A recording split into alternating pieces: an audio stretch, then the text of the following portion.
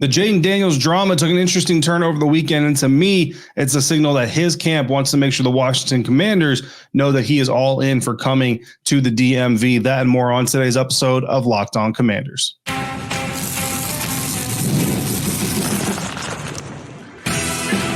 You are Locked On Commanders, your daily podcast on the Washington Commanders. Part of the Locked On Podcast Network, your team every day. And welcome into this episode of Locked On Commanders, your daily podcast covering the Washington Commanders, part of the Locked On Podcast Network, your team every day. Thanks so much for making Locked On Commanders your first listen of the day every day. And don't forget that you can subscribe for free on YouTube or wherever you're listening to this podcast. And you can continue this conversation with me by becoming a Locked On Commanders insider. Go to joinsubtext.com/LockedOnCommanders and join the ever-growing group of insiders who are getting news, analysis, one-on-one conversations, and bonus content from me directly to their cell phones. No hashtags, no apps, no filters needed. All of it directly to your phone, and then you interact with me directly from your phone. Again, join subtext.com/LockedOnCommanders to sign up for that today. I am David Harrison, credentialed member of the media covering the Washington Commanders for Sports Illustrated's FanNation, here with you every Monday through Friday, along with our everydayers. And as always, everydayers, I appreciate your continued support for the show. Today's episode is brought to you by FanDuel. Make every moment more. Right now, new customers, you get $150 in bonus bets guaranteed. That's $150 win or lose. Visit FanDuel.com/LockedOn to get started today. On today's episode, we're 4 episodes from the first round of the NFL draft, so I'm giving you 4 position groups of need and my 4 favorite prospects in each position group. And no, none of them are quarterbacks because we already know the quarterback is a need for the Washington Commanders. But first, what would the NFL draft be without a little bit of drama on the night of, on the weekend of, but especially the week leading up to it? And this year, the Washington Commanders are right in the middle of potentially the most dramatic part of this. And it all started with the Washington Commanders bringing in 4 quarterbacks last week at one time. Oh, by the way, 16 other prospects were also there, 20 total, but 4 quarterbacks is what everybody focused on being there for their top 30 visits, doing it all at once. Bill Belichick has done this. John Lynch of the San Francisco 49ers has done this. I promise you that they're not the only ones who have done this, but Adam Peters of the Washington Commanders is the only one who is getting roasted and raked through the coals for doing it. To me, again, call it the Washington Commanders being an easy target more than anything. Nobody's going to come at Bill Belichick for having multiple prospects in, although maybe it should, because Bill Belichick's draft history really isn't all that great. But anyway, we discussed a lot of that last week. There was also the emoji response by Jayden Daniels' agent in response to a video criticizing the move that sparked a whole lot of reaction and assumption and thoughts and conversations. But really, at the end of the day, what have we learned from this whole situation, right? That's kind of the biggest thing for me to take away from this whole situation. Not just us, not just you as fans, not just me as a member of the media, but also Jayden Daniels himself. And for me, hopefully, Jayden Daniels' agent and agency has learned how damaging that it can be to their client's public image and reputation. And they should have already known that. It's a pretty common knowledge part of being connected to a player in any way, shape, or form. I mean, even media members know that if we say or do the wrong things in relation to a player, we can damage their public image. So we do our best to do our job with integrity and not damage those public images unjustly, right? Let the player, if the player is going to damage their image, let them do it themselves. They don't need any help from anybody else. And in this case, the agency took the reins and took the wheel of trying to damage Jayden Daniels' public image. And to what extent that happened, I'm not going to say successful because I don't think they were intending to, but to what extent that it actually happened, it's hard to gauge. But I do know, being on the social media outlets and everything, I've seen several Commanders fans who kind of got to the point where they said, you know what, to heck with them. Let him go. Let him do something else. And honestly, we don't even know what Jayden Daniels actually thought of the visit. And only those who are reading the agent's reactions assume that the agent is mirroring the client's reactions. Now, look, it could be, right, to be quite honest with you. But the conversation that I think everybody needs to have is, how many of us have not had a situation at work or an experience at work that we necessarily didn't like the way that it went, or we would have done it differently, or what have you. And so we go to our family member, our friends, our close confidants, and we say, yeah, man, that whole meeting was messed up, or that whole event was messed up. I probably would have done it this way. I didn't really like the way that it went. And you say it to someone in confidence, thinking that this is just general workplace gripe banter, not a national storyline that needs to be publicized. But let's be honest too, some people, if the wrong people heard some of the things that you said, it would be made into a bigger deal than it actually was. And that's honestly the way that I took the whole thing from the jump, is that there's something that's being made more of than it really needs to, and hopefully would go away very quickly. And I think for the most part, it's starting to dissipate, and hopefully by the time this episode, it's like 24 hours of live juice that it basically has dissipated. But what was really interesting to me is there's one thing about the on the surface reaction and response, and there's a whole other thing on the behind the scenes responses. And that's where we have to enter into the picture Denise White. Denise White is the CEO of EAG Sports Management, and her firm has been signed on with Jayden Daniels since January. Jayden Daniels has been signed on as a client of EAG Management, Sports Management, since January, but it's a suddenly noticeable role this last week because of this whole conversation. So now, while again, it's true that Denise White and EAG Sports Management were hired by Jayden Daniels to be his firm that handles his public relations and all that stuff in January of this year, White, who represents Daniels herself, according to the press release that was sent out when this agreement was made between the two, hasn't tweeted not a single thing since that press conference, since that press release that involved the words Jayden or Daniels or Jayden Daniels. Why is this significant? Well, because if you look at Denise White's profile herself, her own self-written Twitter profile and whatever else you want to find out there, her specialties are public relations, obviously, marketing, makes sense, crisis management, and branding. Well, you think about what's been going on with Jayden Daniels. Which part of those specialties do you think Jayden Daniels and his camp needed to employ the most this last week? Public relations? Certainly, I think everything is related to public relations, right?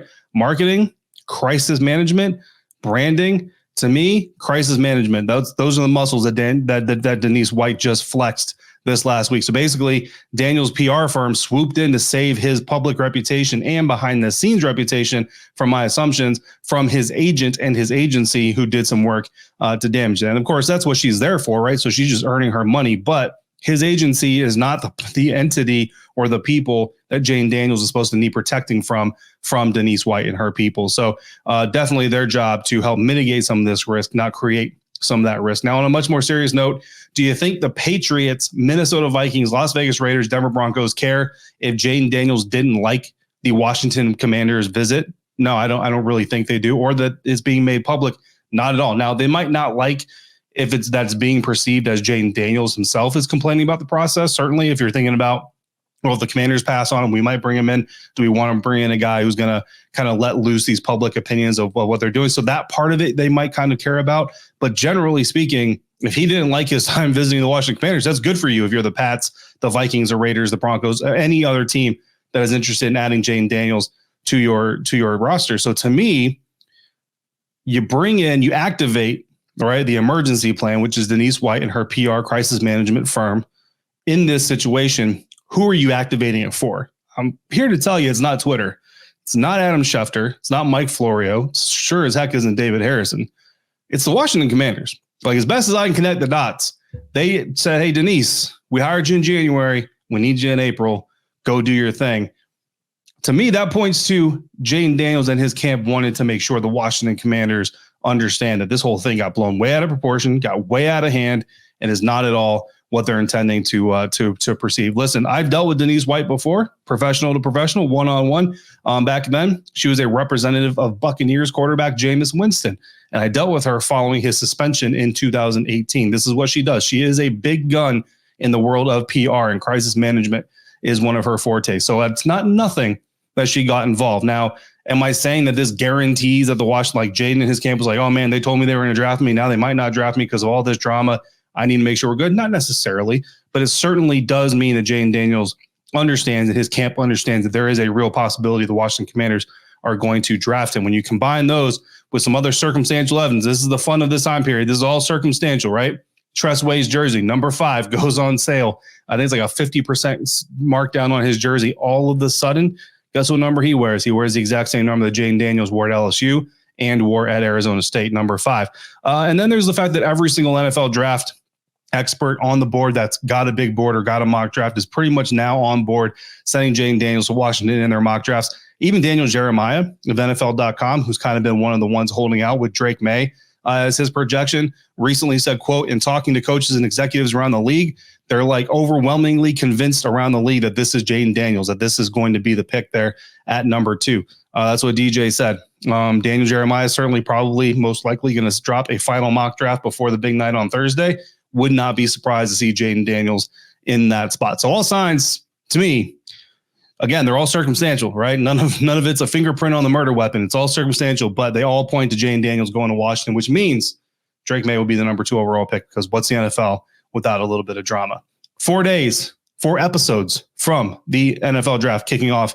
And here on Locked On Commanders, I'm going to give you 4 position groups of need and 4 of my favorite prospects in each of those position groups. Coming up next on this episode of Locked On Commanders, part of the Locked On Podcast Network, your team every day.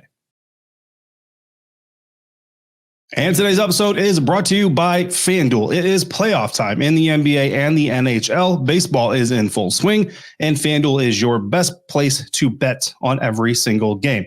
Right now, new customers, you can get $150 in bonus bets guaranteed. That is $150, whether your first bet wins or loses. And you can use that then to bet on everything from slap shots to home runs to slam dunks, all on an app that is safe, secure, and super easy to use. In the Eastern Conference of the NBA playoffs, where the Washington Wizards live, but are no longer competing because they were eliminated a long, long time ago from playoff contention, the New York Knicks, Indiana Pacers, Cleveland Cavaliers, and Boston Celtics are all favored to win their opening round series.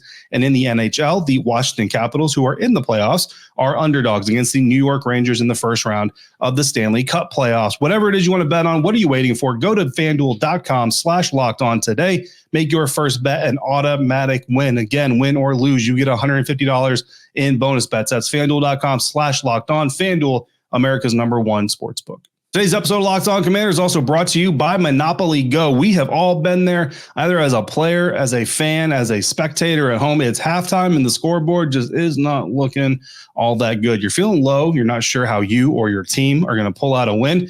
But that is when you have to dig deep, lift your head up, and say to yourself, time to get back in the game, pull off some bank heists, and take as much of my friend's money as I possibly can. Right?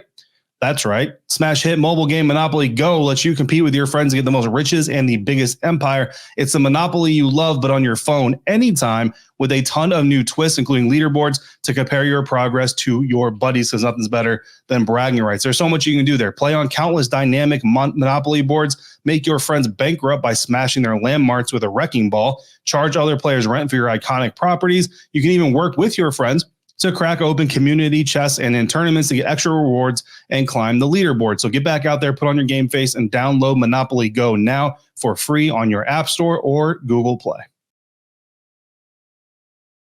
Thanks again for making Locked On Commanders your first listen or your first view today and every day. Every day. Make sure you come back tomorrow. We will be 3 episodes from NFL Draft Night, the first night of the NFL Draft, and I'm bringing you 3 mailbag questions that just have to be answered before we make it to the big night. The Locked On NFL Mock Draft, meanwhile, is available. Find the ultimate 6-episode series on Locked On NFL Draft to hear who your local Locked On experts are picking for every NFL franchise, with live reactions from local college football experts and even the fantasy football angle. The Locked On NFL Mock Draft available now on Locked On NFL Draft on YouTube or wherever you're getting this podcast. So we are 4 days. We are in the days of draft miss, as I have so cheesily coined it. And we started with 5 days of draft miss. I gave you 5 executive quotes on the 5th day. Today we are here for the 4th day, so I'm giving you 4 position groups of need, except for quarterback, because we already know that. And I'm giving you 4 of my favorite draft prospects for the Washington Commanders in positions where they might actually be able to draft them in the same vein. So again, number 1 behind the quarterbacks has to be with the offensive line. And when you look at the offensive line, it's got to start with tackles, most specifically left tackle, but honestly, you could go both tackles. I do think Andrew Wiley's a little bit higher than Cornelius Lucas, and no disrespect to Cornelius Lucas. I know Adam Peters said that they would be perfectly fine with Cornelius Lucas and Andrew Wiley starting at left and right tackles in 2024. I'm not buying it. At least I'm not buying it without competition, right? Like if Cornelius Lucas wins the left tackle job, by all means, go out there and do your thing, big guy. You know what I mean? But I do think they're going to bring in some competition. So 4 targets for left tackle specifically.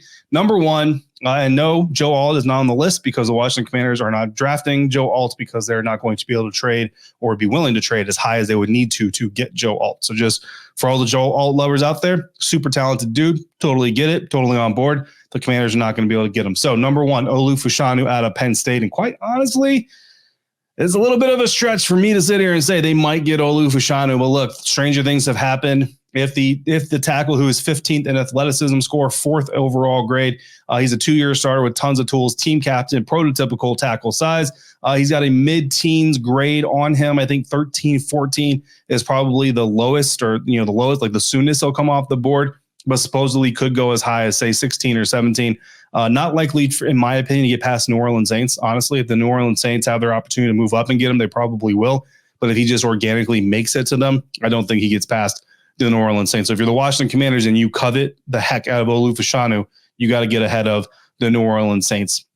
There's an outskirt chance, not that I have a lot of confidence in it, that the New Orleans Saints actually go for Talisi Fuaga out of Oregon State, who is my second tackle prospect, and that is how Olu Fashanu falls into range for Washington to maybe make a trade up and make that move. But most likely, Fuaga is actually going to be the one, again, out of Oregon State, who is available when the Washington Commanders could feasibly move back into the first round and take a tackle. 10th in athleticism score, 6th overall score. He is a right tackle who projects to be able to convert over to the left side. If his agent and his trainer are smart people, he's already been working on left side blocking. He's a big body. You hear the phrase dancing bear. Talisi Fuaga is a dancing bear. Moves smooth for his size, projected to go late teens, early 20s. Again, pick number 16 has kind of been the spot that I've kind of been keeping my eye on. If there's a late spot, probably number 29, the Detroit Lions. So I think 16 from the Seahawks, 29 from the Lions.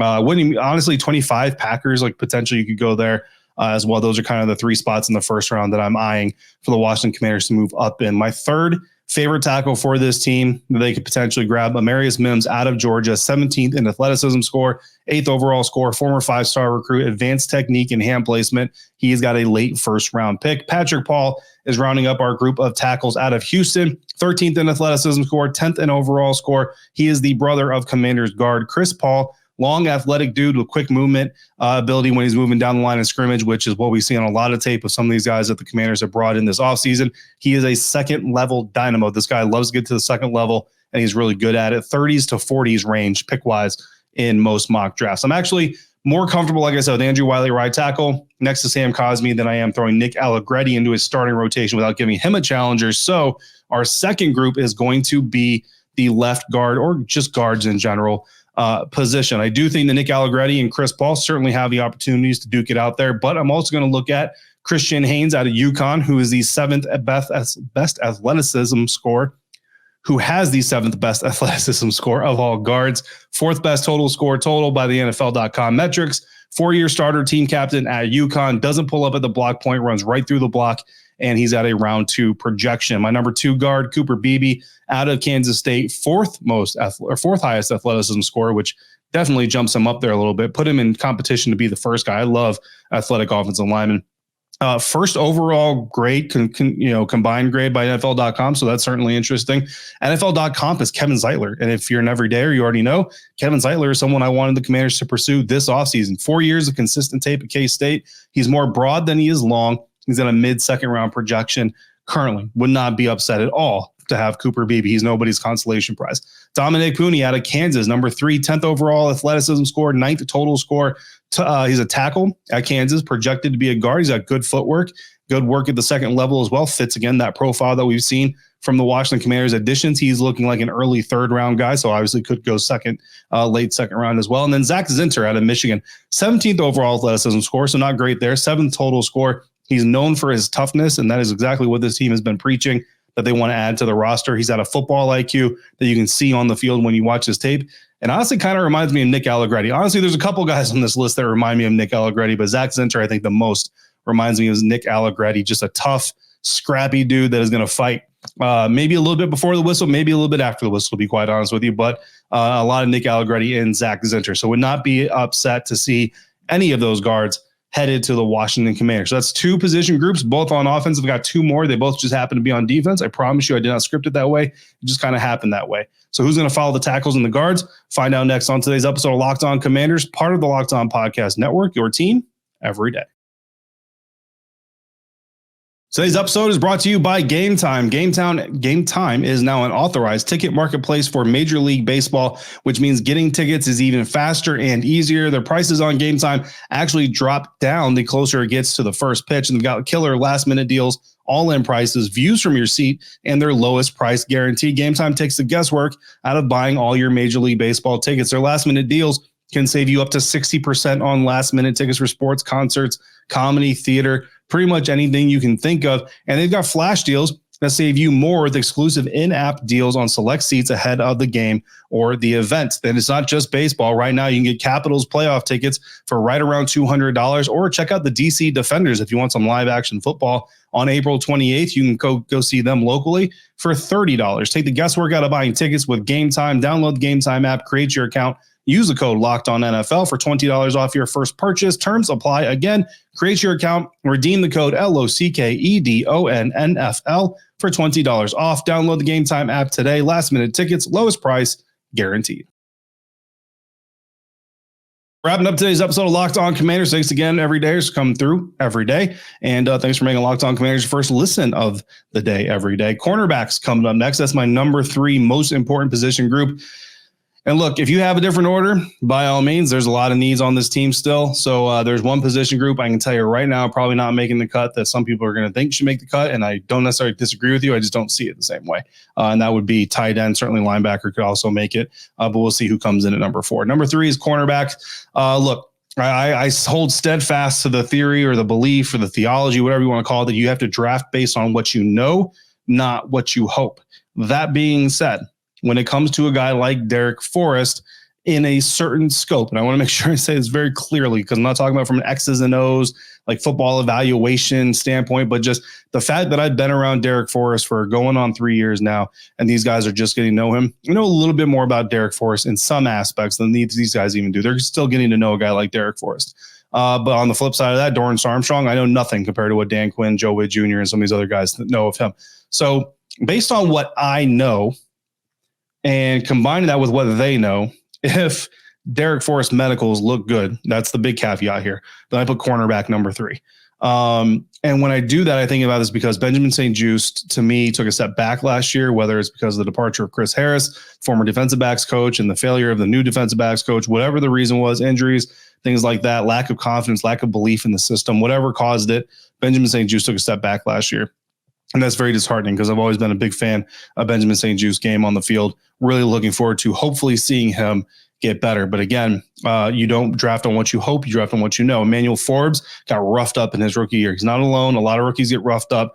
But again, did not look like a surefire first round, you know what I mean, perennial guy that you can just rely on out there. So to me, you've got 0 cornerbacks that you just look at and say, boom, that's a lockdown guy. That's a problem. Then you got Quan Martin. Is he going to be a slot corner? Or is he going to be a free safety? That's a problem that has to be figured out, but you have a hole in one of those 2 places. Michael Davis comes in from the Chargers.